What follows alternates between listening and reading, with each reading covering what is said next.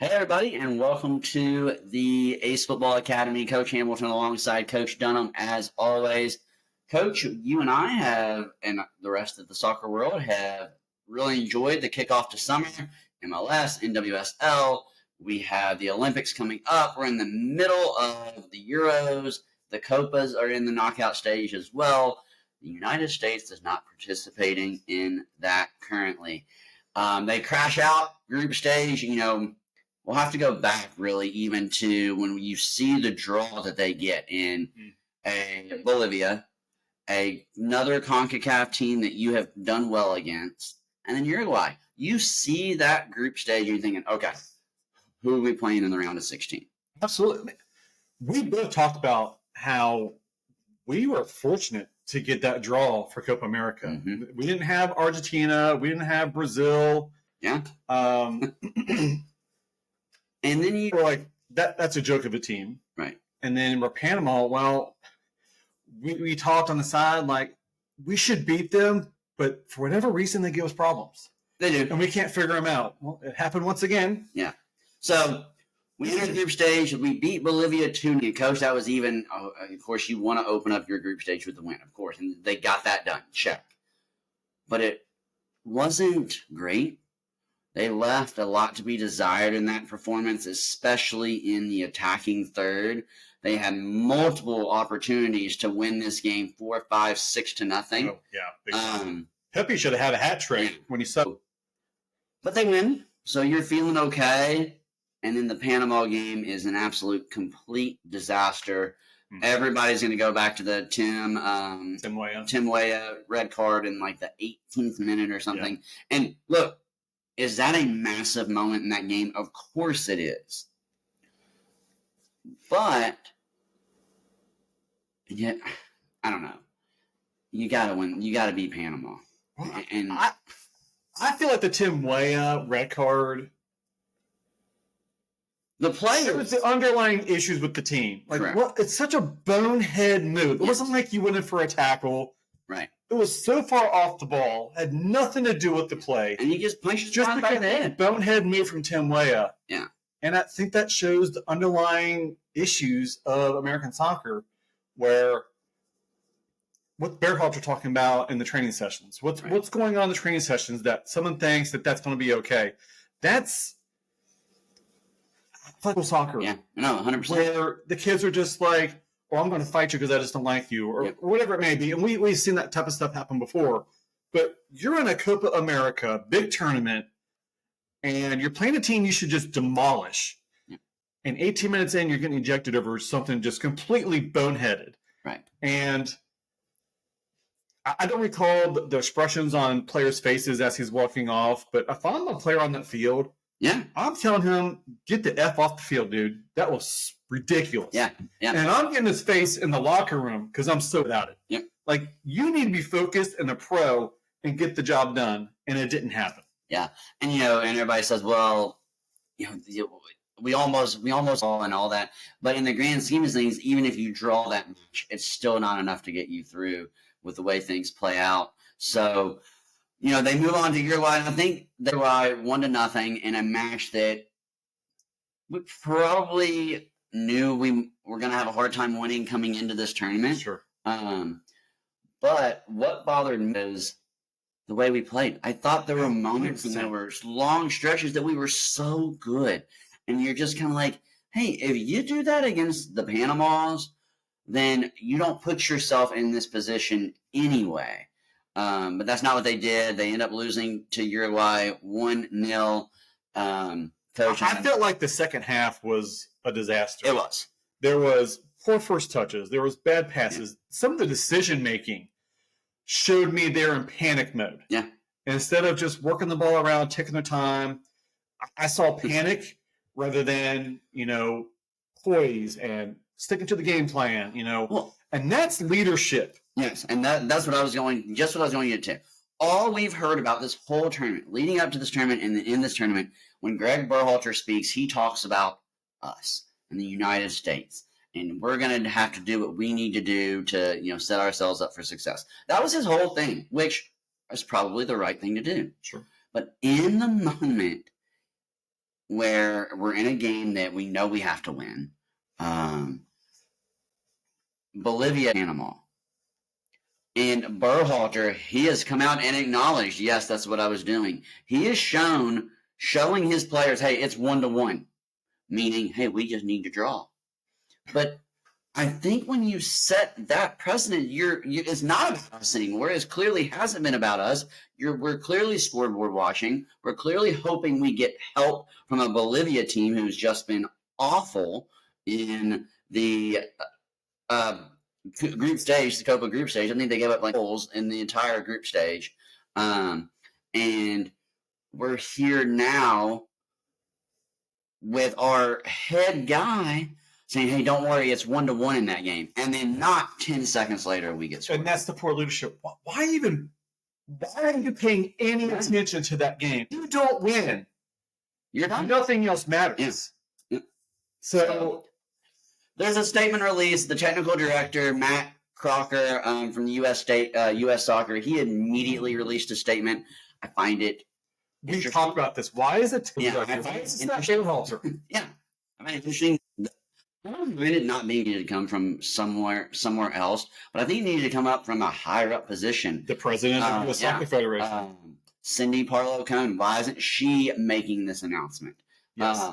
But he says, our turn of our expectations, we must do better. We will be conducting a comprehensive review of our performance in Copa América and how best to improve the team and results as we look towards the 2026 World Cup. My first reaction to that is, who's analyzing the coaches? Well, my two thoughts, and kind of on here. We will be conducting a comprehensive review. Well, we know what that looks like at the U.S. Soccer because we did it 6 months ago with Greg Berhalter. Yeah. And we landed right back in the same spot. So do you have any confidence that U.S. Soccer is, number one, truly doing some sort of comprehensive review, but number two, they get it right? I think it's going to be the coaching staff on the men's national team reviewing video, looking at the players and saying, this guy's done his job, we're kind of done with him. This guy performed well, we'll hang on to him. And these guys, well, we'll give them a second chance, but they're kind of on a thin sheet of ice with us. That's how I take happening. I don't see the U.S. Soccer Federation doing a thing. We'll get more into this, but if I were the president, Berhalter would be stepping down immediately. It's time to just say, I'm hosting the World Cup in 2 years. And that's what I just saw from my head coach. Yeah. Well, the holding up the 1-1 game, I'd have lost my mind as a president. Yep. Knowing that we had to win that game. Well, and that leads us to my second thing I took from that, how to best improve the team and results as we look towards the 2026 World Cup. So what is next? I think the Berhalter firing or resignation or however they want to spin it, I think that's coming. I think it needs to come. I think if nothing else to maybe even, and you hate to put it this way, but if nothing else, it makes you look like you're trying to address some problems, even if behind the scenes you're really not. But, and then we listened to Alexi Lawless on his State of the Union podcast, and Carly Lloyd said, they got it right on the women's side. Andolovsky did not get it done at the last major tournament they were in. Not only did they move on from him, but they moved on and they went and they got this big name coach that you hire away from a top performing club team in England. You have to do that here. You have to. 100%. And we talked about this preparing for this episode here, where just like Andonovsky, it was a nightmare of a World Cup for the women. And whoever made the decision said, find a top-tier coach to bring in here. Not just some other, women's team coach in NWSL or some former guy that's been part of the club. We need to find somebody that has the pedigree, that has the trophies, that's played in a top-tier league, coached in a top-tier league. We need to find someone that says, we're not messing around. Yeah, no, I couldn't agree more. And Look, we are all frustrated by the Copa America performance, but I think what's important here is you have to look at Berhalter's body of work. And so if you look at it, he's been in charge for 6 years, okay? And to his credit, he got things done against teams that he's supposed to get things done against for the most part. I know there was a draw with Trinidad and Tobago sprinkled in several years ago that had people thinking, oh my gosh, what are we doing? The one thing he did do how it happened, and I don't know if that's more about the U.S. and where U.S. soccer is, or it's more about what's happening in Mexico and their soccer situation. But he has flipped that rivalry, so credit to him in that. He's beat Mexico 4 times out of the last 7, and including I think 2 or 3 in a row. So he has flipped that rivalry in our favor, which is something that people for him were unable to do. That's a good point. But 4 matches against teams ranked in the FIFA top 30. So take out the 7 matches that we just talked about against Mexico. That leaves 17 matches against teams in the top 30, coach. The top 30, not the top 5, not the top 10, the top 30. And he's won twice. He beat Iran in the 2022 World Cup, and he beat Ecuador in a friendly in 2019, and that's it. So where's the progress? Say, well, when the big dogs come down, but they're not. They're the top 30. It's not like number 1 Spain is coming into town and we're losing 2-0 to them. We can't beat the Colombias and the Ecuadors and all these teams. We are not playing well against, and we're not getting the results. And say what you want about building culture, because I think Greg Berhalter has done a fantastic job of that. You go back to the last, he wasn't renewed. I guess he wasn't really fired, but he wasn't renewed, and they did this coaching search. And supposedly the players went to the U.S. Soccer, and we love Coach. Please bring Coach back. And all that is great, and all that is a testament to who Greg Berhalter is as a person. But at this level, at this point, you got to get results. It's about getting results, and he's not doing that. And we're in a conference that doesn't really have big-time countries besides Mexico. I mean, you could throw Canada out there, but the handballs... Canada made it out of their group in Copa scoring 1 goal, Coach. They scored 1 goal the entire group stage, and they're in the quarterfinals. You got CONCACAF, where we should be dominant every game in CONCACAF.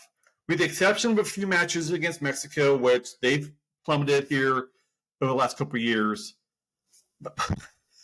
Why are we not destroying the Panamas? Yeah. Why are we not destroying the Nicaraguas and the Honduras and whatever other countries are in CONCACAF?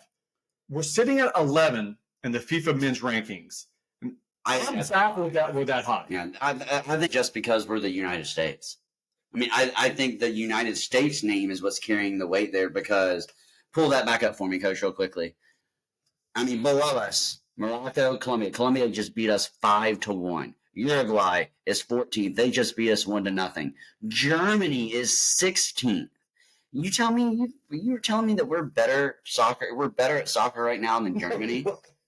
I mean, Switzerland. No way. Switzerland's 19th. All these teams that, Coach, are still playing this weekend.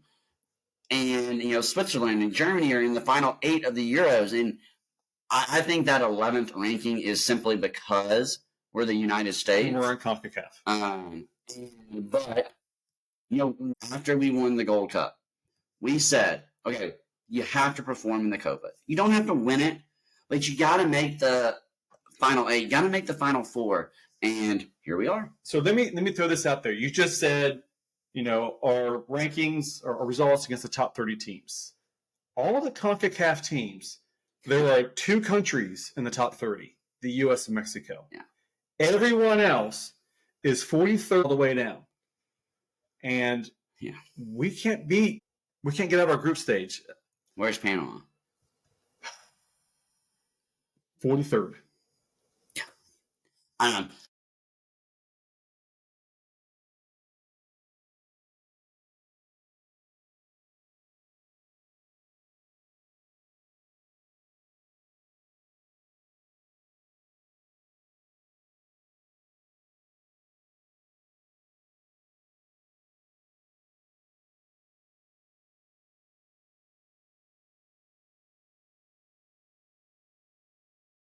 It should have already been done. The poor Ecuador coach made it to the quarterfinals. The quarterfinals, and they didn't even let him back on the bus. I mean, come on. I mean, it just shows you where we are. It tells me they don't plan on moving on from Berhalter. We're coming on 1 week from that loss. This shouldn't be a big discussion. Here's the next. We can blame Berhalter and we can do all that, but the players have to be better. And I agree. This tournament isn't just about Berhalter. Yeah. This is an all-around systemic situation here. Berhalter is just part of the problem. Yeah. So instead of just bashing players, okay, because that's not what we want to do. Because look, they were good enough to be on this squad, so they're clearly a better soccer player than you and I have ever thought about being. Yeah. So instead of just looking and saying, okay, who do we hate and who do we want to throw off the team? Let's go about it a different way. Give me your 3, 4, or 5 core players that you think leading up to 2026 this team should be and needs to be built around. So I'm going to start from the back. I don't think this is archy that I think this guy's the number one most important guy. So I'm going to start in the back with my goalkeeper. We got Matt Turner, who legitimately came back from an injury, and he wasn't his best this entire tournament. And I'll give him a pass here, but he has shown multiple times in multiple games, big games, that he is a legit goalkeeper. And for the Americans, I don't remember a time where we didn't have a big-time goalkeeper watching our net. And looking behind Matt Turner, I don't know that we have that. Yeah. There's nobody up and coming. I'm gonna I think he has been, and again, coming back from the injury, does that have a lot to do with it? Probably, but I feel like he has been very inconsistent over the last several matches. I thought against Panama in particular, some decision making that he made was really poor. I mean, how many free kicks and goal punts and goal kicks are we going to have Matt Turner come up and take, and he's going to put the ball in the 4th row? I mean, he doesn't even put it in play. That's true. I think he has. Again, looking at the roster, there's nobody I want to play in front of him. But I don't think, for me, I don't think I would put any of these 3 goalkeepers that we're looking at into my core players. Well, beyond that, I don't know that I have a defender that is core for us. Tim Ream's been stepping in there, and he's done relatively well, although I think he's been inconsistent over his career. Mm-hmm. They've been playing a lot of Chris Richards, which he's fairly new. You got Miles Robinson that I don't think played a single minute. I have a question about that. I'd like to know why, especially, in a match where you lose Tim Weah, Tim Ream. Would like to know how old he is. He's getting up there. So I agree with you. When we could break down the back line of why some of these guys not playing. I think Joe Scally has done well.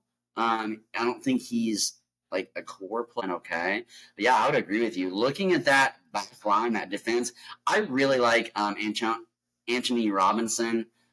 He's played pretty well at times. He's got some speed on him. Like him on that wing.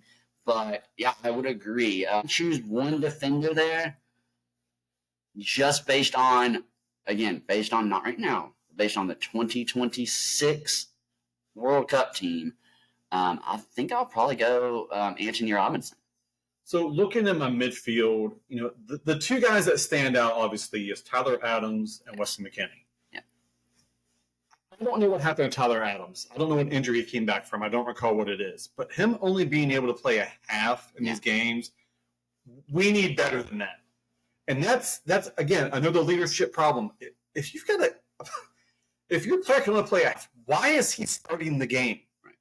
What benefit is that giving you? Why him on as a sub in the 60th, 70th minute, where he can play a full 30, 20 minutes of everything he's got? Yeah. That really irritated me down the road, but Tyler Adams, I think, is a quality player. we need more from him. Down the road in the 2026 World Cup, we're going to need a guy like Tyler Adams to be 100% healthy, to play a full match, and be a leader on the pitch. Yeah, Tyler Adams is 100% in my core. He's in my core for 2026. Again, I would love for someone to explain to us why he was only playing half this tournament. Because there were moments that he was the best player on the field. And you saw those glimpses of the old Tyler Adams, but you only saw him for 45 minutes. So I would love the answer to that. Again, that's something that we'll probably never know. Weston McKennie, I thought, started to play himself into the tournament a little bit. As it went on, I thought he got better each match. I think he's another player that you're going to need. I wouldn't put him as a core player, but I think he's another just outside that core player role. We need him to step into that role. Heading into the 2026. 100%. And the other issue is he's leaving Juventus, and there's talks of him coming to MLS. Yeah. Why are you leaving a Juventus to come to an MLS team? Yeah. Why aren't you staying in an Italian league or moving to another big league? Because that's your career we're talking about. Yeah, absolutely. I'm sorry, but Juventus to MLS, that's a step down, and I'll argue with that with anybody any day. Yeah, absolutely.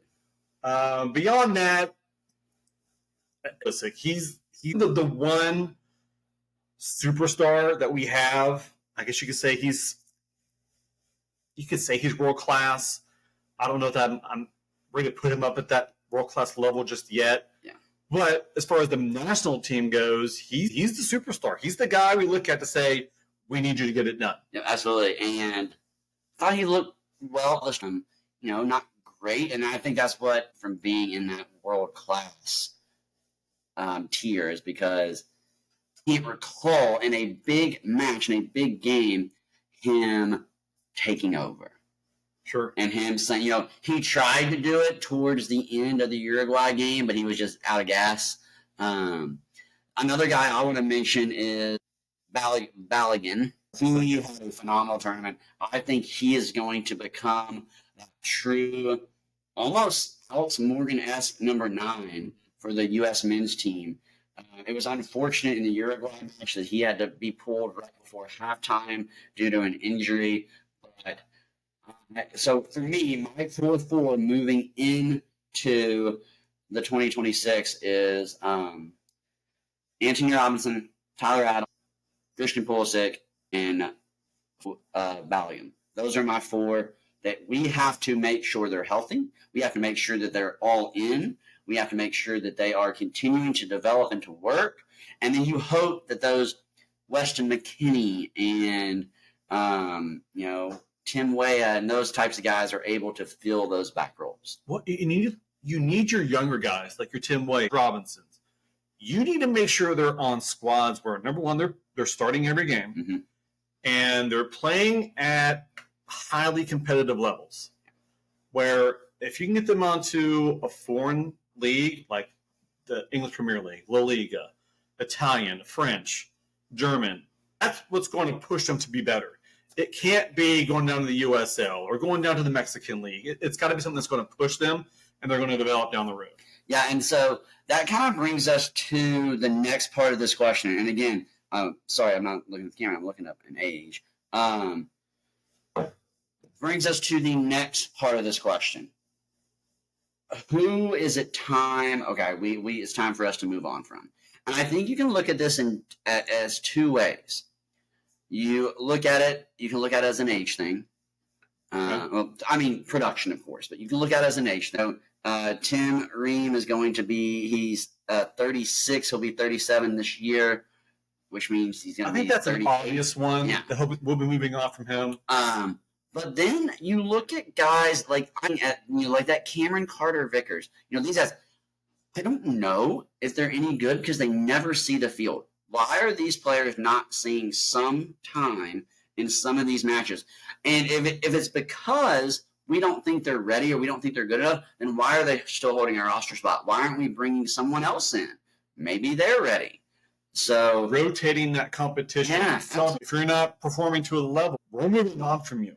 Yeah, and you think about Miles Robinson. Miles Robinson is the guy that you and I both like because he's an FC Cincinnati dude. But why is he not seeing the field? Is it because we don't feel there's a place for him, or is it because he's not ready? Well, either one of those factors is the case, then why is he on the freaking roster? I agree with 100%. For me, I'm moving on from guys like, I've said this numerous times in the past, Josh Sargent. Yeah. I don't get it. I've watched him play in the championship in England. I don't get what there's. I don't see him as some big, strong, prolific goal scorer. He's the guy I moved on from. Brendan Aronson, even though he's been good in the past, I don't know that he's still living up to that billet. So move on from him as well. I believe there's some younger talent that we can come in and develop them a little bit better. But those are my guys I'm ready to move on from. Let me bring up a guy to you who all the controversy. I think we're all on the same page. I mean, which I think is another reason why a split from Berhalter is necessary here, because you have this situation with Gio Reyna, where you can say what you want about the past, but his form at the Copas was not good enough. No, it was not. He was on the field the entire every game match. And so now, I mean, as natural as soccer fans, what am I thinking? Well, he's on this field because his daddy's going to yell at the coach if coach takes him off. I mean, the things that you and I deal with at the youth level. Yeah. And to me, when you look at the play from him, he had his moments, okay? He had a volley at one point that was wonderful. So he had his moments. But overall, he shouldn't have been on the field. We can't deal with moments. Yeah. I need 90 minutes. Yeah, absolutely. Top-tier soccer for me. He's a guy that has a talent that should be pushing Pulisic at that level. And it's not happening. I don't know if it's an ego thing or what his situation is. I know he played midfield one game, then he went to left wing after Tim Weah got ejected. Yeah. So it is a position situation. Either way, he has a talent, but he's not performing when we need him to. Well, and so, Coach, let's lead into now the U.S. Federation issues, the Soccer Federation issues, because I think these issues that we're going to spend a little bit of time on, we're not going to break them down. We don't have all the answers. If we did, you and I would have much better, higher-paying jobs. But I do think across, so what the things we're going to bring up right now are going to be things that you listeners have heard about at your local clubs. You know, the arguments that you hear all the time. Because, believe it or not, these are U.S. Federation issues. You know, they're the ones in charge. And so let's start with the youth system. You know, Coach, I forget which episode it was, but you and I did an episode a long time ago that we talked about why are kids not playing in the streets anymore? Why are kids not going out to the park and playing? And is it because they'd rather be on their tablet? Of course it is. Is it because they'd rather play their PlayStation 5? Sure, that all has to do with it. But the other issue is when I do get my kid out to the park, all the goals are tied up and chained together, and I can't use them. I mean, so the youth system, when it comes to just getting kids playing the game, is really, really at a loss right now. Well, and it's clearly affecting development. Yeah. I mean, they're not as strong, they're not as fast, because they're not out playing at the young ages. They're inside for whatever reason is going on. But we should be getting our kids outside and saying, hey, go get Tom, Billy, and Bob or whatever, and go to the park, and I'll sit there and watch you guys, and just go play. Yeah. Well, and I will give a kudos to our club. You know, they are going to try to start instilling this in. You know, we're going to do a Friday Night Lights thing where we're going to turn the on at the park. We're going to have goals set up. There's going to be no coaching. There's going to be no drills. It is just going to be, hey, come and play for 2 hours. Yeah. And I think that is a step in the right direction. Is it going to solve all of our problems? No. Is there going to be a kid who shows up to Lake Reba in a couple weeks to do the first one who ends up on the men's national team? Probably not. But it goes back to what you were saying. Get them playing. And, you know, for any listeners out there, I understand that we have to protect our equipment and we have to protect our goals and things like that. But there's nothing wrong with leaving a goal or two out. And if not, if you are in a position at a club to make these pickup nights happen, I would highly, highly recommend doing that. Coach, we just ran a camp that we had just for the select side of things, that we had over 100 kids show up for. The kids want to play. Are they doing it? This generation, and I don't mean this negatively towards this generation of kids, but it's not something like you and I did where we're going to go do it on our own. Right. It's going to have to kind of be, hey, we're going to go to Lake Reba on Friday night and you're going to play soccer for 2 hours. And that's okay, but we have to present those opportunities for them. And no doubt. And we live in a different world from when you and I were. I feel like our parents said, get out of the house, instead of parents saying, no, I have to take you. Yeah. We had a little more freedom. Mm-hmm. I was gone all the time, dirt bikes, playing soccer, football. Yeah. And, you hear the old school thing, we didn't come, came on. Well, that's kind of true. Yeah. But times are different these days. There's different parenting styles, different way people view in the world. So we have to create opportunities for kids to get outside the house and go play soccer with people that aren't their friends. It's just people that are in the club. And that's kind of got to be the new norm that other clubs got to start adapting to. And it's all about just getting out and just playing. And I know we didn't want to spend a ton of time on these, but I think that one is the most important. When you talk about just coming up behind Matt Turner, well, nobody. Because we're not developing that. And, say what you want to say, but, does our club have the next Matt Turner? I don't know, maybe, but Matt Turner started somewhere, and he started somewhere by just getting out and playing. And so that's where we have to get up to. Mm-hmm. The second issue, and I don't know what we're going to do here, Coach. I don't know this. I think this is always just going to be an argument that people are going to throw in our face, and I don't know the answer to it, so I don't want to spend a lot of time on it, but, you hear that, well, the United States is pay to play, and you're right, it is. But my argument against that pay to play is that, you talk about kids not wanting to show up and play. Well, people don't want to volunteer to coach. It's too much of a hassle. Yeah. With all the things that you deal with, and businesses aren't supplying uniforms, jerseys. We'll let you put our name on the jersey, but you still have to pay for it. I think my issue with the pay to play is the tuition, or so to speak, is increasing. Mm-hmm. And so you're losing a certain population that can afford that. The other side of that is now you're making people decide, do I want to pay that for soccer, or am I just going to go play football, basketball, or baseball? And some are just expensive, but there's so many options for the kids to choose from that we're losing some really nice athletes to other sports. Yeah. I hear about travel baseball, super expensive. Football is becoming a thing, super expensive. So the pay to play isn't something new, and it's something that's occurring in other sports all over the place. So right, and I don't say that is the issue, but so many different choices for kids to make. Soccer sometimes isn't the number one thing. Yeah. Well, and I guess my issue, and I'm glad you brought that up, is the increase in pay each season or every two seasons or whatever it is. I don't have a dog in this fight because I don't have a kid that plays. You do, and you have an older that went through it as well. Right. For me, you're keeping my rates, but nothing different is happening. Right. Where is that? Okay, it's a season. Fine. Here's the extra $50 a season. Sure. Where's it going? Yeah. What are you doing with it? Yeah.